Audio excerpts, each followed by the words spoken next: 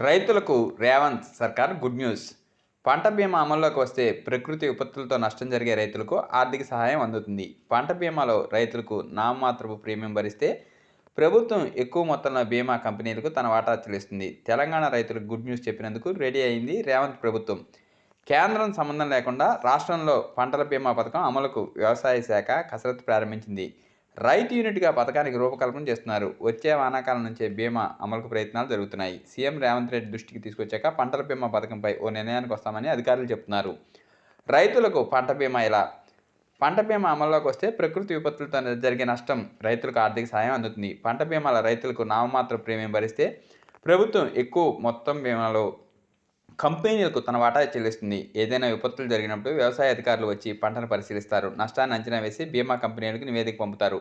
అప్పుడు బీమా కంపెనీలు నష్టపోయిన రైతులకు ఆర్థిక సహాయాన్ని అందజేస్తారు.